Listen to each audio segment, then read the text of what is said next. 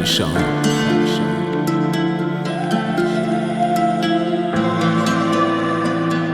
دیگه مهم نیست، مهم نی ترا چی میشه، میخوام مسیرم و لذت ببرم.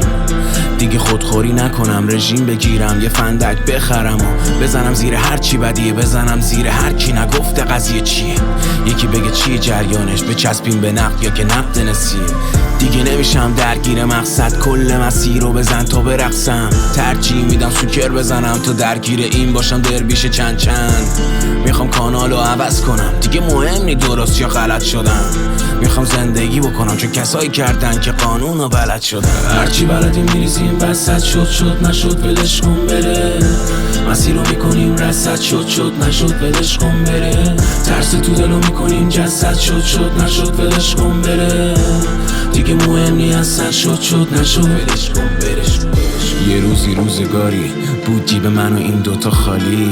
رفیقام میگم صادومیم، ستایی 12 ماه سال و تیم بودیم. میکردیم روز و شب با هم، دور میزدیم توی کل شهر با هم.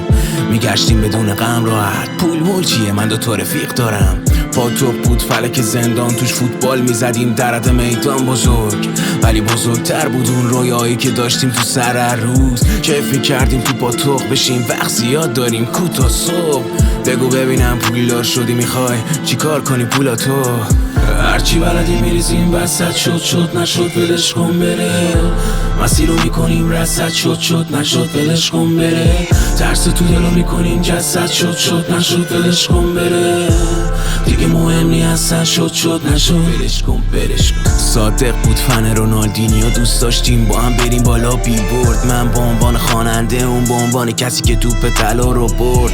کلی تمرین کردیم واسش، صفرامون رو رسوندیم تا 100. ولی تقدیر نخواست که بشه، نذاش که بشه، ما بمونیم تا تش. صاد رسید و قرار داد، پس ما خوشحال شدیم ولی قرار داد نصب بود. تو بازی شد پلاتینی، دیگه تو آدرس رویهاش پلاکی نی.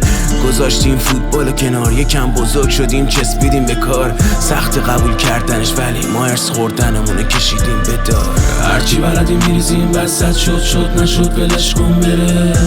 مسیر رو میکنیم رصد، شد نشد ولش کن بره. ترس تو دلو میکنیم جسد، شد نشد ولش کن بره.